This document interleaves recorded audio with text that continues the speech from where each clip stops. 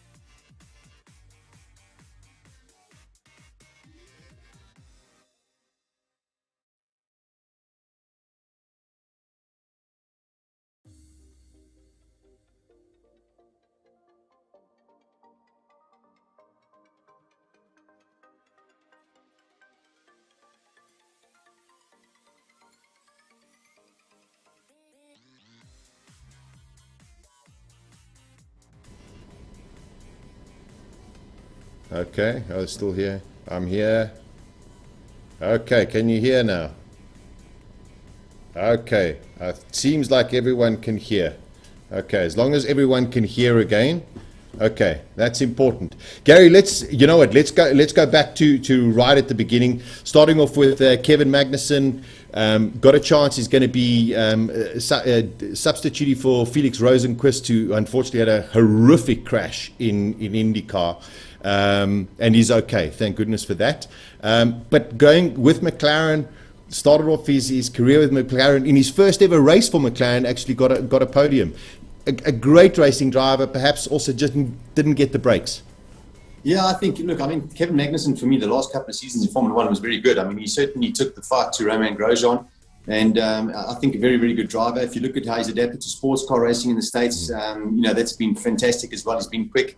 So I'm actually quite excited to see how he goes in IndyCar this weekend. I mean, remember his dad also had a couple of IndyCar races back in the day, so sort of like following on in his dad's footsteps, if you like.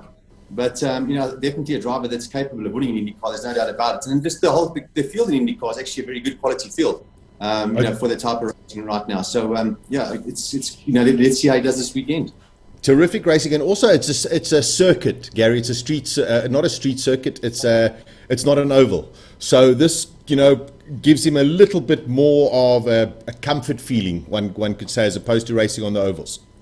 Yes, I don't think that you'd want to rock up as a substitute on an oval for the first time in your life. I think that would be a little bit more tricky without the necessary sort of testing and to get what it takes to run on an oval at the speeds that they're doing this. So this is a good start for him, and I think the lure. We just had the Indy 500. I think the lure for these guys, they look at it, and although it probably frightens them if you really ask them to go and live at 380 k's an hour on an oval or whatever it is that they're doing. But I think the lure of the Indy 500 is big. So I think when you get an opportunity to jump into an Indy car, it's an opportunity to show the IndyCar teams what you can do in one of those cars. And perhaps I think, for any driver that's racing seriously and professionally, the Indy 500 is something that you want to do no matter what. 100%. Let's move on to another ex-Formula One racing driver, Marcus Ericsson. Got a little bit lucky, got to be honest. Will Power's car wouldn't start at the restart, but went on and got a victory. Has been pretty decent in his 2 seasons in IndyCar. Has been very, very close. Now all of a sudden, what this must do, Gary, for guys who were in the mid and backfield of Formula One, really, really struggling, and now racing again and winning. I mean, that you as a racing driver, sure, the confidence building and just the change of your attitude must be phenomenal. Well, exactly. I mean, you're out there to win races. Yes, it's great to be in Formula One. I mean, you can't doubt that. But to be in a series like IndyCar, which I think is doing well at the moment, to be able to actually go out there and win races and drive for a team like Ganassi, which he is as well, I think is, for me, it'd be better than running around at the back of Formula One, to be totally honest with you. So you can only be happy with that. And good to see that the F1 guys are doing their thing over there. But yeah, I think the oval, when you can win an oval in IndyCar, then you really arrive. So I think that's going to be his next goal that he needs to achieve there. Yeah, I always say he might have got a little bit lucky, but remember, luck is preparation, where preparation meets opportunity. Now, this week, also, we're not on to F1 yet. This week sees the start of DTM 2021, which is, I don't know, I think it's like a GT3 for like the best kind of racing. I mean, we've got McLaren, we've got Ferrari, we've got Lamborghini, we've got Audi, we've got BMW, we've got Mercedes in there as well. Red Bull driver Alex Albon. Gary, is this just them trying to appease him? Does he have a chance to get back into either AlphaTauri or into Red Bull? You know what? I think. Well, I don't know if it's trying to appease him, but I think at least giving him a job. You've got the rent in Monaco to pay for, so I'm glad he still has a job. But I don't think that there is a possibility for him to get back into Formula One, to be totally honest with you. And I'm sure we're going to talk about Perez later. But I think Albon's had his shot, and you can argue that he was pushed up too soon into the Red Bull team from AlphaTauri, that it's called now. It was always going to be a hard job for him, up against Max Verstappen in that team. We all know that Max is the chosen one. There's no doubt about it. He is a world title contender. It was always going to be difficult. So I think for Albon, really now it's a situation of making your career as a paid racing driver, and I think that's the reason. I think luckily for him, still has the Red Bull backing and to put him in the position that he is. So I don't think he's got too much to complain about. He's still racing, still getting paid, and I think that's going to be his objective going forward. So let's see how he performs there. I mean, there's a lot of good drivers in DTM now, a lot of new drivers that have come in with the new regulations that are there. Let's see how he goes. But you want to be, it's a good series to be in. We'll see. It's a lot of unknowns now in DTM. I mean, taking away those high-tech, sophisticated machinery that they had previously. Not to speak down, regarding the GT3 cars. But, the DTM will take a new path, and we'll see where it pops up. And it's not a bad place to be at the end of the day. Yeah, 100%. Just to let you know, the 2-liter spec DTM engines are gone. So these are souped-up GT3 cars. And speaking of great drivers, the two Van der Linde brothers, and I mean, Sheldon has won in DTM, real DTM. I hate to say that real DTM, but he won in DTM. And there's his brother, Calvin, who's done a magnificent job in the ADAC series. He's been a double world champion in that. Gary, now they're racing against each other, one in a BM, one in an Audi. They live together. They're great friends. They're brothers or whatever. But isn't it just magnificent for South African racing to see these two guys at basically the top before Formula One?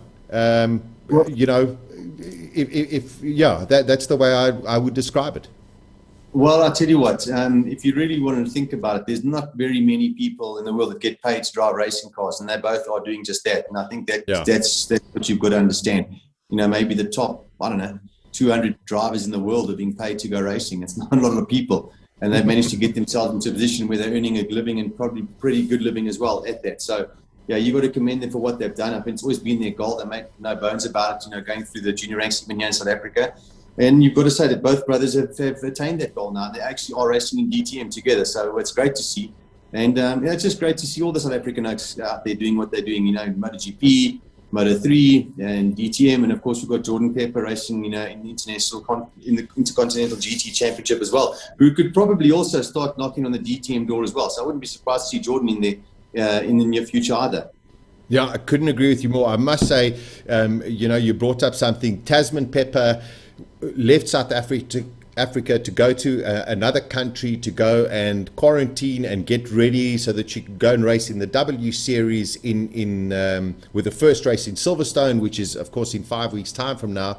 And all of a sudden, because of certain rules, even though she had quarantined, she's now on the reserve list. Gary, it must be heartbreaking for her, but unfortunately, it's just the state of the world that we're living in. But I feel desperately sorry for Taz, because I know she's been training so hard and getting herself really prepared to go and showcase her skill.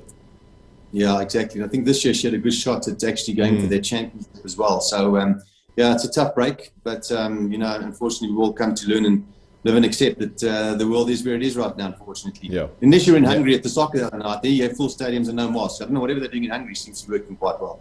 Well, there we go. I can't wait for the Hungarian Grand Prix. Only problem is I've got to go and most probably isolate myself for 15 days in some other country. And unfortunately, well, the wallet's not going to make that happen. Now, moving on, Romain Grosjean was meant to test yesterday for Mercedes at the Paul Ricard circuit.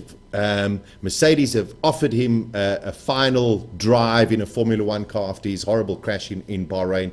A couple of weeks ago, got his first pole, missed out on a win, but got a podium in Formula One. This weekend, Gary, amazingly, is still stateside, and he's going to be racing in Indy against his former teammate, Kevin Magnussen. So, you know, just wonderful and great to see how Romain has sort of adapted that side. Had a crash this past weekend, and can you believe it? The tires, I mean, the brakes started going on fire while he was stuck in the car. Can you imagine what was going through his head?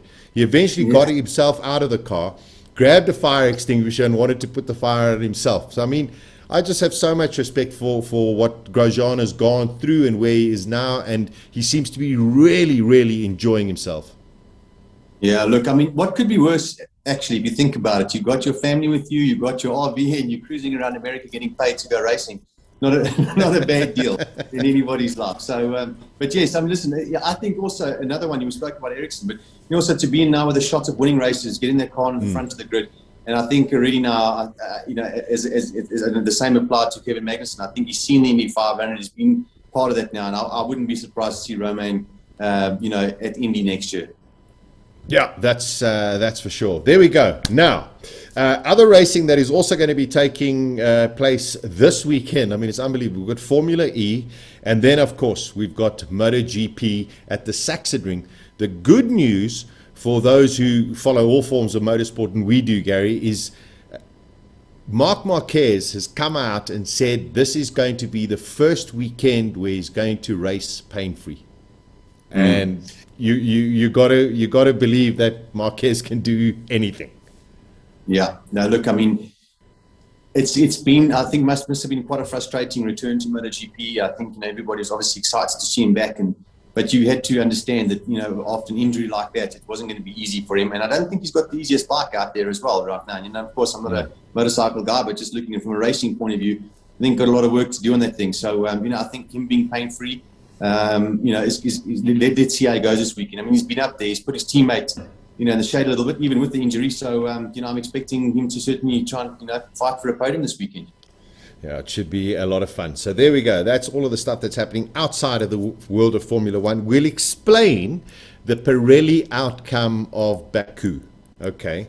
But we'll also have a quick look back at the race itself. Who would have called that podium? If you're one of those betting people and you called that podium, I'm sure you bought yourself a very nice luxury yacht, that's for sure. Also, second race in a row, no Mercedes-Benz on the podium. What is going on? We'll explain after this.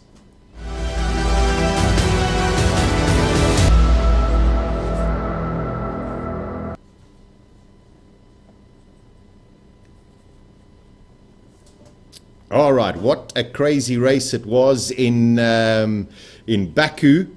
It looked like, Gary, a relatively easy and comfortable drive for Max Verstappen, which turned out into a bizarre set of events and a 2-lap shootout, which sort of in a way lends itself quite well to maybe these sprint races that they're going to try when we get to Silverstone. But no points for Max Verstappen and an uncharacteristic mistake for Lewis Hamilton. Neither Max nor Lewis scored points. Who could have called that? Yeah, look, unbelievable. But however you look at it, I think just great for Formula One in general, and great for this championship. But you've got to take your head up to Red Bull. I mean, and Honda. They've really come out this year, and they were quick in pre-season testing. And to have taken this fight now to Mercedes-Benz, I mean, it's absolutely fantastic. It's what we've been wanting to see for the last, how many years, ever since this hybrid era started. So, it was unfortunate, for both of them that didn't score points. But from Formula One point of view, it couldn't have been better. I was pretty happy to see the result at the end of the day, and just having seen how it's all sort of how the dust has settled and where the championship is right now. But I tell you, there's one thing that you can never discount Lewis Hamilton on, and that's fighting, from coming from behind. And yes, he had a bad weekend. You could see the disappointment on his face when he stopped that car after the Grand Prix.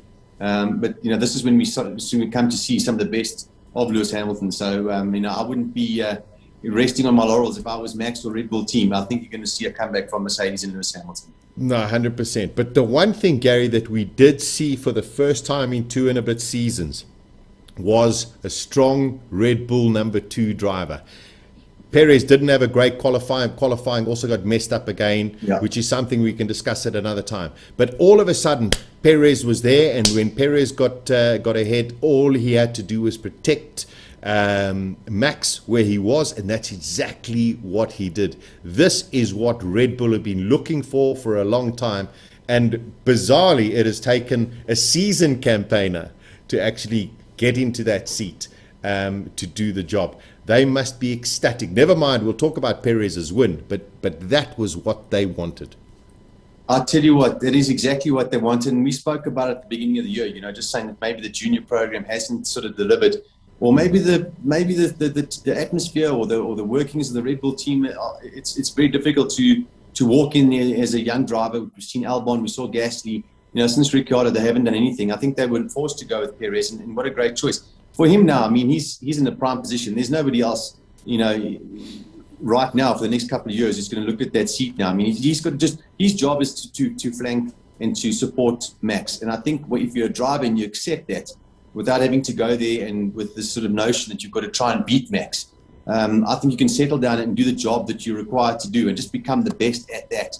And that's what he's going to do now. I mean, he's going to pick up the odd win. He's going to pick up, he's going to be in the championship. His career is definitely made. I think if you've got that mindset and that outlook, I think it'll be fine. And I'll tell you what a relief for Red Bull to have now found exactly, as you said, what they're looking for. You've got to be the best number 2 driver the world has ever seen. And that's what Perez is got to do, in my opinion. Unbelievable. And get that kind of victory. I mean, his second victory in Formula One, and the first person in the hybrid era, Gary, to win for 2 different teams with 2 different engines. So, I mean, unbelievable from Sergio Perez. We've got some interesting stats about the Grand Prix. So I know that Fritz is battling to hear me, but I know that it's a podium. Here we go. back-to-back non-Mercedes podiums for the first time in the hybrid era. We had Monaco and we had Baku. Is it just a little speed bump? And I echo what you said a little bit earlier. Don't discount Lewis Hamilton, and of course don't discount Mercedes. But this is uncharted territory for them, Gary. They haven't had this before in the last 8 years. No, they haven't. They've been quick wherever they go. So the only, you can draw a comparison. Some of there's 2 street circuits. They haven't done pretty well on the street circuits. The last 2 anyway. So let's see what happens. I mean, this weekend I think will be a big telltale for us. We'll see how it all pans out there. But look, this is what you want. You don't want to have one car that's dominating. I mean, we've spoken about this for years and years. But as I said, I think Hamilton. This is when we're going to see the best of him. But yes, certainly putting them in a position where they've got to think about things now. They've got to think about their second driver for next year as well. This is another time when you're starting to look at all the different sort of everything you have on hand and say, okay, right, what are we going to do now to close this gap and fight back for this championship? Because we also need a good number 2 driver now, for example. 100%. Okay, now let's look at some of the podium facts that are quite hilarious when it comes to this, because you've got Sergio Perez, now the most successful Mexican driver, 2 wins, podiums. Sebastian Vettel got his best results since the 2019 Mexican Grand Prix by finishing second. Pierre Gasly has now finished on the podium every season since he was dropped by Red Bull. Perez was dropped by Aston Martin. Okay. Vettel was dropped by Ferrari, and Gasly was dropped by Red Bull. And all of a sudden, these guys have sprung into their own. Sometimes you need a bit of a knockdown, Gary, to get yourself up. Well, I'll tell you what, I was quite happy for Vettel, I must say. He drove a great race, and it was good to see him with a bit of energy back in his spring in his step, so to speak. And I hope that for their sake, it hasn't been easy for them this year. I think they expect to have a better car after the car they had last year. But then again, we're talking about Mercedes-Benz also not where they are. So, but yeah, great to see Vettel doing what he did for Aston Martin, and it was great to see Aston Martin on the podium. So I think the entire team can be very, very happy with that result. Yeah, I think it was stunning. So. The big question, when was the last time both Mercedes cars finished but didn't score points? This will blow your mind. Okay. 2012 US Grand Prix, where Rosberg and Schumacher finished 13th and 16th respectively. Of course, we know when Rosberg and Hamilton took each other out. Where was it? Well, I can't remember. But when both Mercedes cars finished and didn't score points is nearly 9 years ago, Gary. Yeah, unbelievable. Unbelievable. Listen, we've never seen dominance like this in Formula One. I mean, we've had years or eras where there's been, even the Schumacher era, there wasn't this kind of dominance. There's no two ways about it. Not close. I mean, that team has just been unbelievable in the hybrid era. From the engine, the whole team has just been fantastic. You've got to take your hat off. It's made it a little bit sometimes frustrating for us as Formula One fans, but you've got to say, what a job that they've actually done. Yeah, outstanding. Now, let's get into the incident. It is pretty rare in modern Formula One to have tire failures, unless you run over debris, and of course you can slash the tire, or you push the tire further than the recommended distance. But they do happen. So what happened to Lance Stroll? What happened to Max Verstappen in Baku? Now, most of it is a little bit of guesswork. One cannot monitor the tire over every single moment that it is on the racetrack. Gary, there are times that some of those drivers drive over a curb a little bit harder than the lap before. They might run a little bit wide and scrape it a little. You cannot monitor every single moment that is happening on that tire. However, two tire failures occur within a few laps of each other at basically the same place. Then you have to ask one or two questions. Typically, social media went crazy and just blamed Pirelli, and everyone went bazonkers and called for a new tire supply. It's all a bunch of hocus pocus. But the big question here, Gary, is what happened and who is to blame? Okay, your thoughts, and then I'll give you mine. So look, there were two cars that obviously had tire issues during the race there, and you know, if everybody had experienced some sort of tire failure, you can say, well, then, you know, yes, it was Pirelli's fault. But, you know, the teams obviously, as you said, are pushing the tires, the cars to the absolute maximum. I think for me, it comes down to a situation of tire pressure. The tire wears down. You've got that element of the sidewall that gets hot, and you're going to have these issues, you know. So they're running the cars where, you know, they're obviously optimum, and the tire couldn't stack up. The one thing about Baku, I mean, with the amount, the top speed that they're doing in between those walls is, I think, still a little bit crazy. I've got to be honest with you. I don't really know how that all managed to come into being, but you know, it unfortunately just was one of those situations. And you know, I think the drivers were obviously at the time irritated with Pirelli, which they would be. But at the end of the day, you've got to say that the other cars managed to not have the problem. So you know, I've got to say that the team ran the tires maybe too close to the edge. Okay, now I seem to agree with you. The amazing thing is you get someone like Max Verstappen saying Pirelli are to blame. You're getting someone like Sebastian Vettel saying we're not entirely, well, I go with the team and Pirelli are to blame. You're getting others that are coming out and saying you can't blame Pirelli for what happened. So I want you to consider this. On Friday, after all of after the first free practice sessions, Pirelli, who have the right to do this, by the way, in terms of the regulations, looked at all of the telemetry from all of the cars and put out a directive on Saturday morning saying everybody has to raise the PSI, which is pound per square inch, and who knows why they use something like that, just use it as a bar. However, 1 pound per square inch is the equivalent of 0.7 PSI. I know it's technical, but just bear with me. A normal Formula One tire at Baku was running at 19 PSI, and Pirelli sent a directive to all of the teams, you must run it at 20 PSI, because clearly they saw that there was some untogether degradation on the tire. What that means is the tire pressure went from 1.3 bar, which is something that I understand, to 1.37 bar. Now, and I've done this test myself, and Gary, I'm sure you can attest to it as well.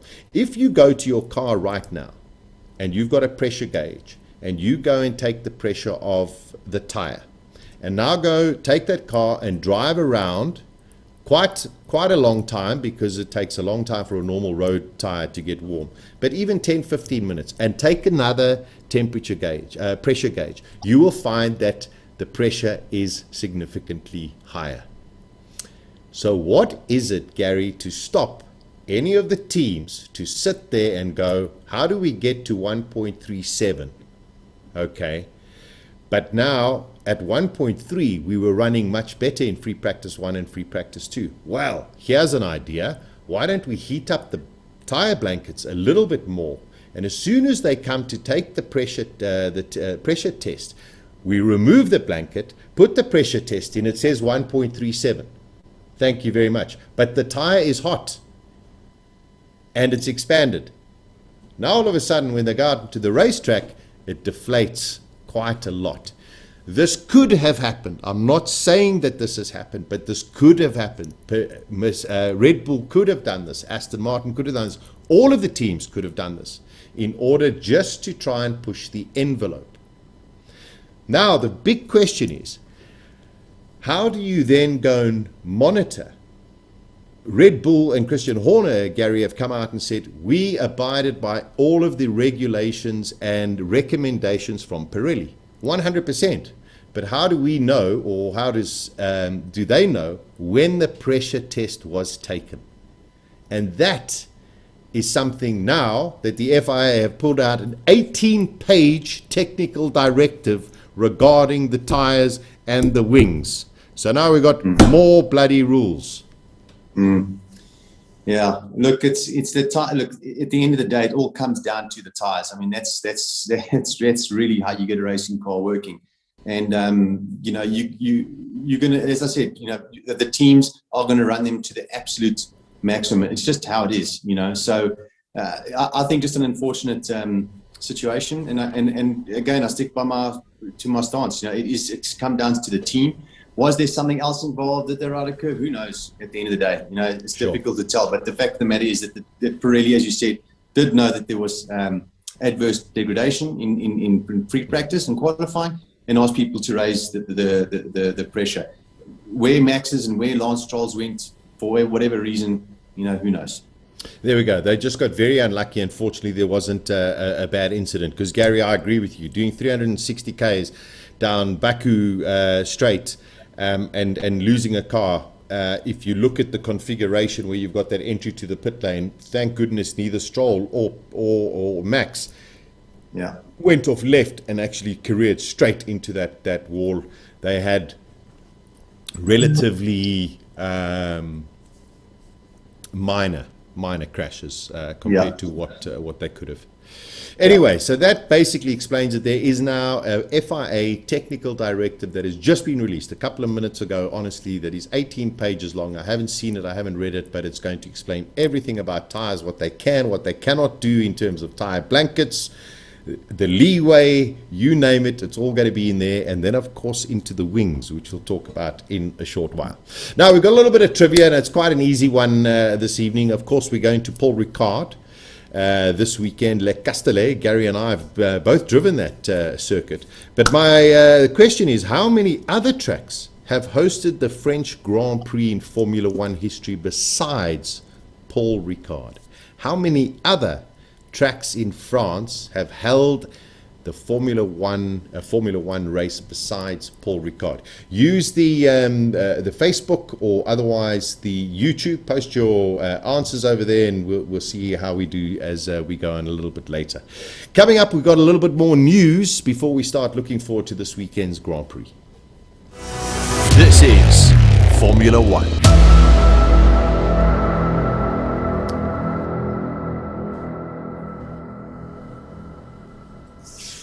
All right, Gary, Esteban Ocon all of a sudden comes out yesterday, has signed a long-term deal with Alpine up until 2024, which you've got to say is fantastic for the guy. He's done a brilliant job so far. We know that he's got pedigree, and this now all of a sudden opens up the whole market.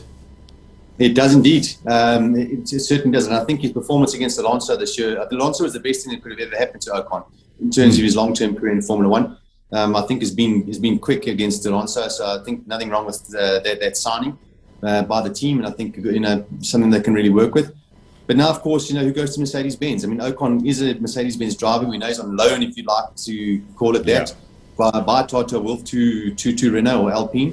You know, is what's going to happen with Bottas now? And I think that's a seat now that everybody's going to be after, and of course, a seat that George Russell, who we know is quick enough, I think, to have the seat. I think now certainly getting to the point in his career where, you know, he needs to be in a winning car. So I think he's going to be pushing hard for that behind the scenes, and in the hospitality areas and private. I think a lot of negotiation happening right now. Yeah, I couldn't agree with you more. I mean, there are some French. German newspapers that have come out saying the deal's already done, that Bottas is going to be replaced by George Russell. My concern here now, Gary, is what happens with Valtteri Bottas? I mean, does Bottas now sit and say, well, that's my Formula One career done, and I go racing in the States or somewhere else? Or does he try again? He's good enough to be there. Does he all of a sudden swap with George Russell, go back to Williams, even though they are still struggling and trying to rebuild themselves? Well, Williams need a driver like Bottas. I think that Latifi was probably a little underrated, and of course, I think, you know, got that tag of a wealthy father, paid driver sort of scenario, which, you know, difficult to shake if you're a guy like Latifi. But I think from a Williams point of view, you can't have another rookie or another paid driver come into the team, especially with the rebuilding exercises they're doing right now. So I think it makes sense for Bottas to go back to Williams. He knows the team as well. Of course, he raced there previously. It was where he, you know, started in Formula One. But, you know, a driver to take the kind of experience that he's had at Mercedes-Benz, being Lewis's teammate, just the workings of the Mercedes-Benz team, I think will be very beneficial for a team like Williams right now. to have a driver like Bottas in there. The only problem is Williams needs funding. So unfortunately, they're letting Simon Roberts go, who actually was, I mean, he's only been there for a year, and he was the man who actually had to deal with the whole takeover of the new group. You've got Capito, who's there. Bottas is not going to go to Williams bringing money. He's going to go there being paid. So that's most probably a little bit of an issue that Williams has at the moment. But I do agree that I think Williams does need someone of that kind of caliber and experience. Well, I mean, I think it's, if you're going to be spending the money you're spending in Formula One, yes, although you may not be funded to the level that you would like. Of course, you've got budget caps, which is going to help as well. And I think that's also going to sort of shake itself out in the next year or two. But, if you're spending millions of pounds in any event, to spend a couple of million on a good driver, I don't think is the incorrect thing to do. Remember, you bring a rookie in, you look at Mazepin, for example, in Haas, lots of crashing going on, costing you a lot of money in any event to have the driver there. So what he brings in at the end of the day, what your net value is, even with all the funding, you've got to work that all out. And I think at the end of the day, you've got more chance of earning money by scoring points in Formula One with a decent driver. And that's my view. And I think, I'm not in agreement with pay drivers, but, I think to have two of them in the same team is not the answer. Yeah, it's not quite there. So here we go. Don't you think Bottas, Johan says, don't you think Bottas would be a demotion? Rika says, I hope he stays in Formula One. I also do. Okay. 3 track races. That question again was, besides Paul Ricard, how many other racetracks in France have hosted a Formula One Grand Prix? We just need a number. Okay, you don't have to name them. Just give us a number. Okay, there we go. Now, okay, Russell and Bottas. The Euros are on, Gary. As you can see, I'm supporting a specific team. I don't know if you've noticed which one. Love the top, and the team actually looks good. So let's see what happens. Yeah, we'll talk. Yeah, they got 6 points and they're through to the next round as well, which is fantastic. And that's when I start getting very, very nervous. However, there's some very clever people in the world, and I take my hat off to these kind of people who take a Formula One car, and then all of a sudden they, through clever graphics or whatever, decal each of the cars to represent all of the countries in the Euros. So here we go. This is what it looks like.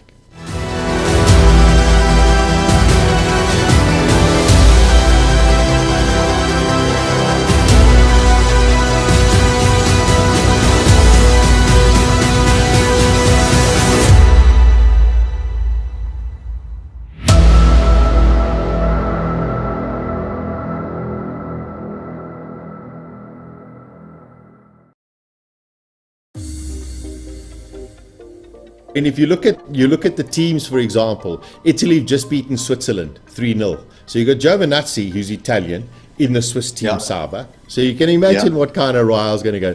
You've got Carlos Sainz, who's Spanish, against the Italians, which might happen.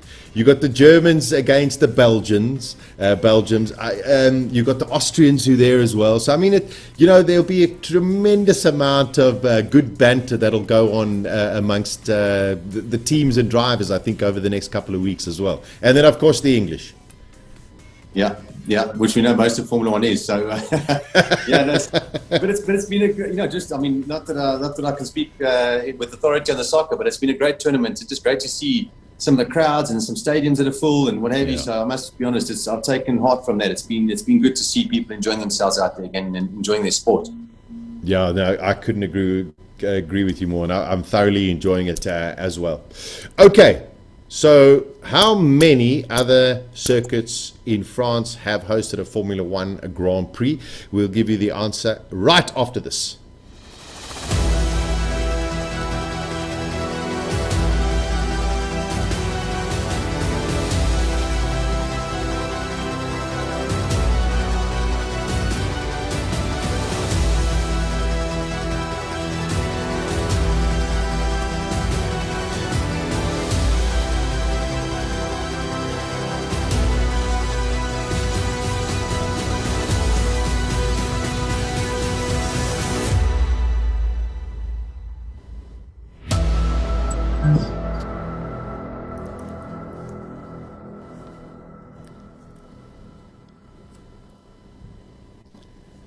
All right, Gary, have you got a guess on this? How many other racetracks in France have hosted a Formula One Grand Prix besides Paul Ricard?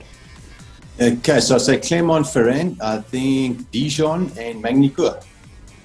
Okay, that's 3. There are a couple of others, because don't forget, the first ever race in France was something like 1903 or whatever. But from Formula One, they've raced at a couple of Dijon, Reims. I don't have them all, but the answer is actually 6 besides Paul Ricard. Incredible.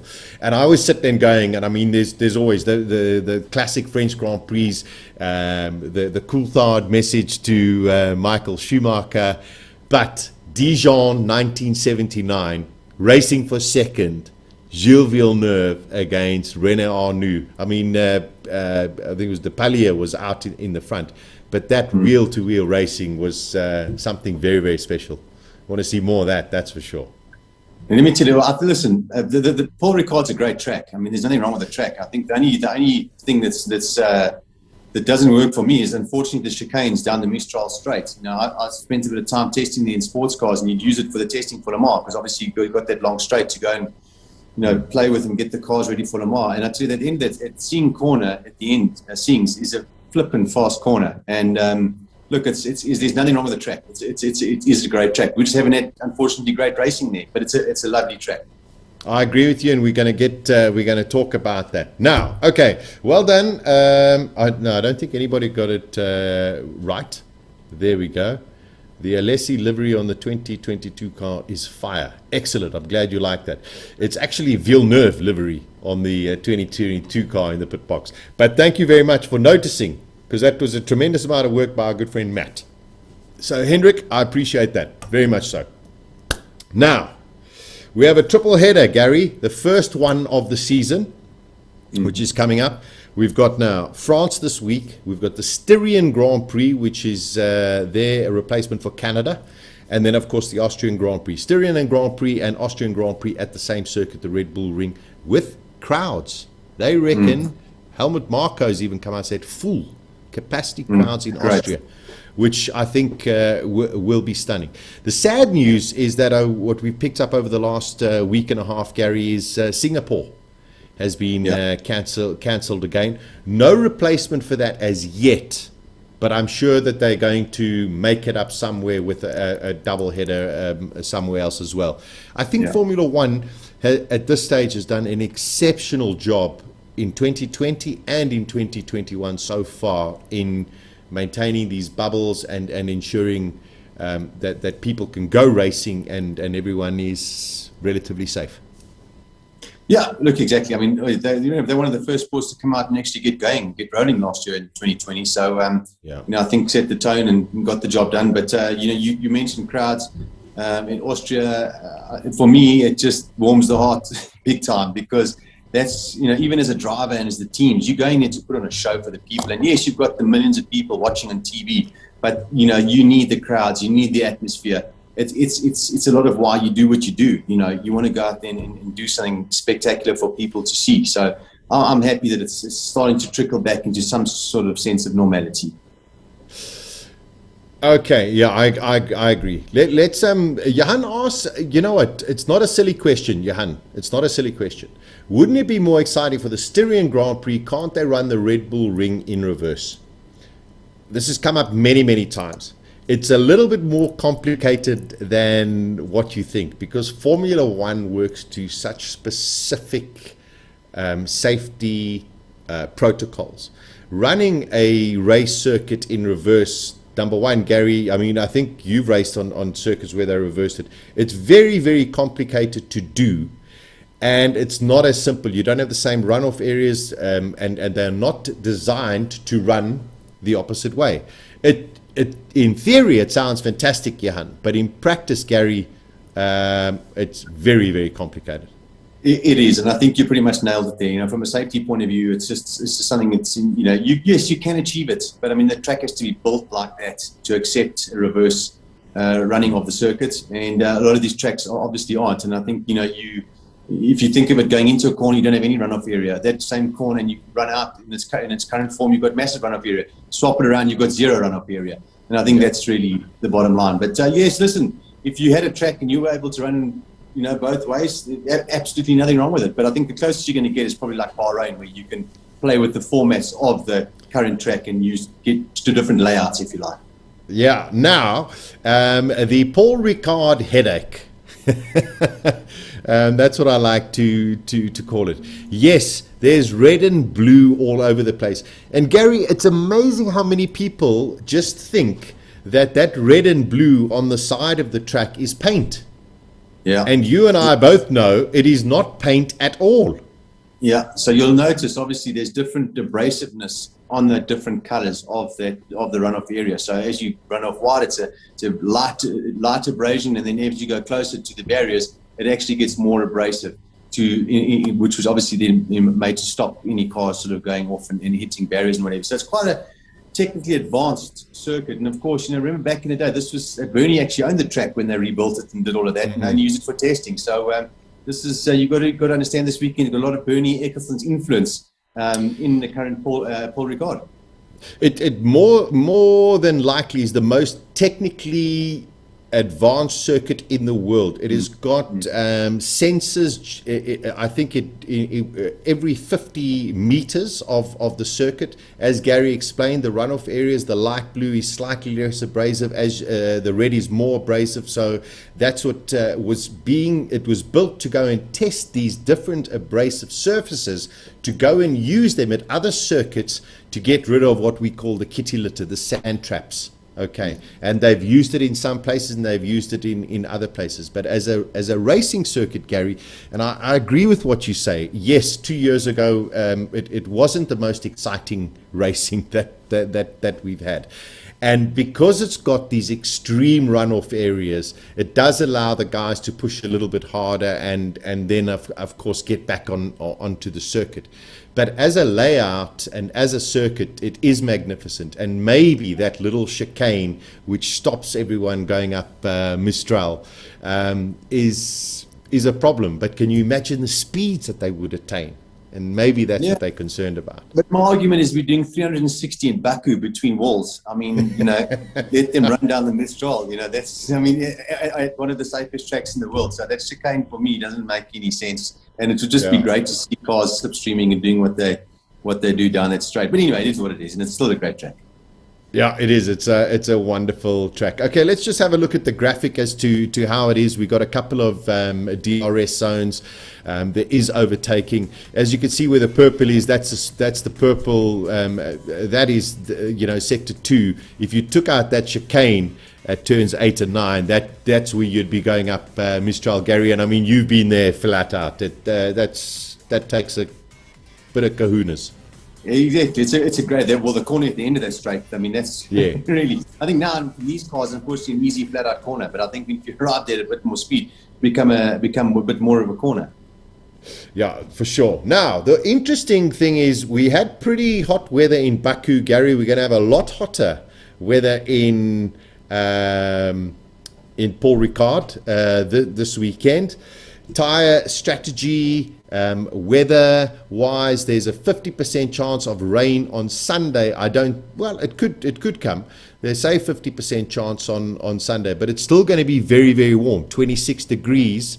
Gary, how's that going to affect tire performance compared to what we had 2 years ago? 2 years ago, the guys went mediums and hards, one stop. Could we have something a little bit different this year? The one thing that you can be guaranteed of is the track's never the same, So every year the track surface changes unless you're resurfacing it every year, which I don't believe is the case at that circuit. So yes, I think a very different track from a tyre point of view and just a circuit point of view in the sense of what are the tyres going to do? We didn't go there. So now we've got to see now what this year is going to hold for us. So definitely different as to what the strategy is going to be exactly. I think we've got to wait for Friday afternoon to understand just what's actually going on. Yeah, strategies, medium hard, that's what they did in 2019.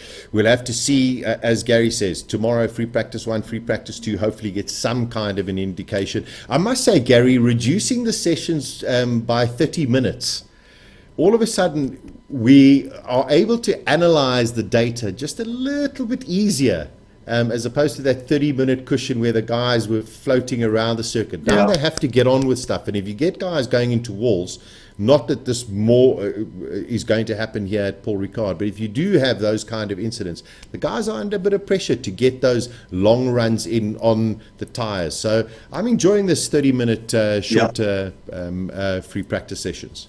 Yeah, no doubt. Because Friday is a little bit of a lost day. Yes, it's nice to see the cars out on the circuit, etc. But it's, I think it was a good introduction to make it a bit tighter, and also just let people understand more about where the teams are with their strategies and what have you over the weekend.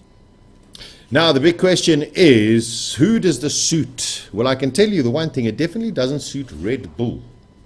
Can you believe, Gary, that Red Bull have not, since they have come together, have never won the French Grand Prix?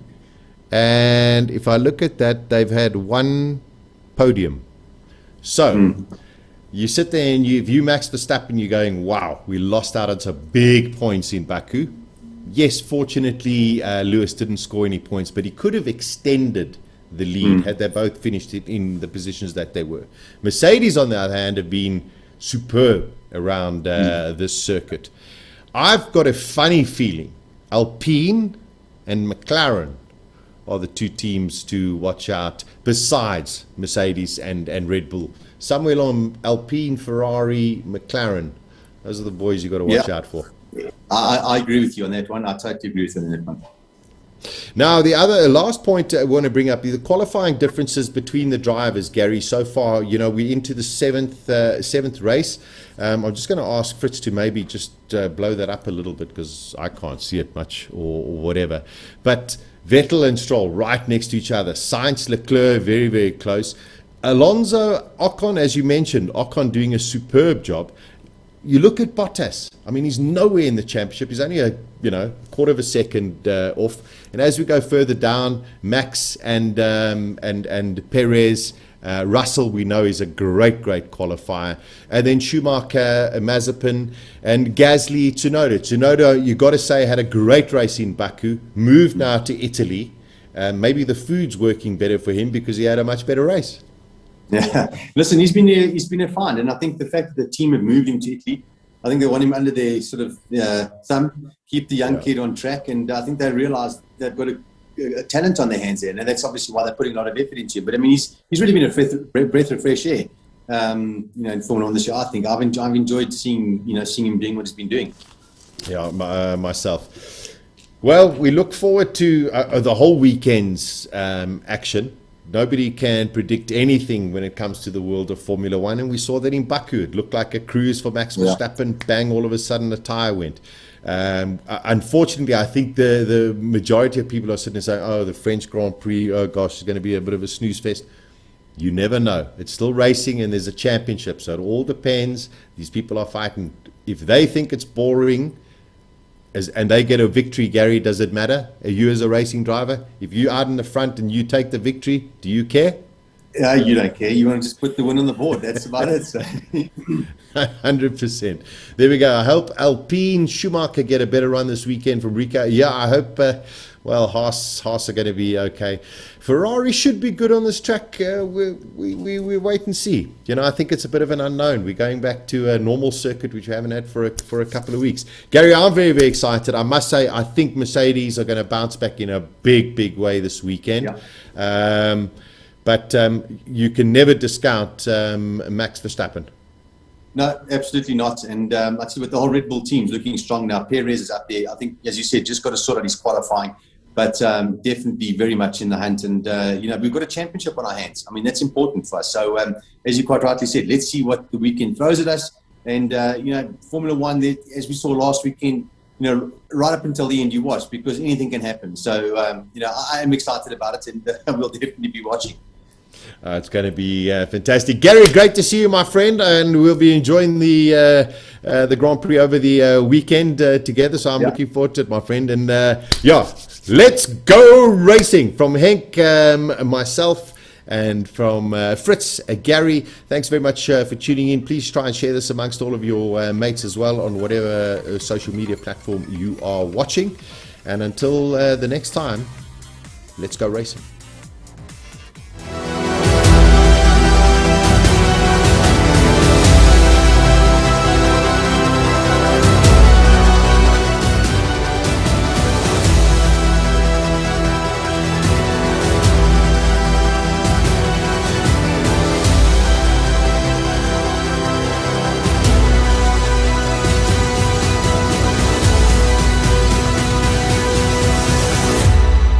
This is the F1 PitBox.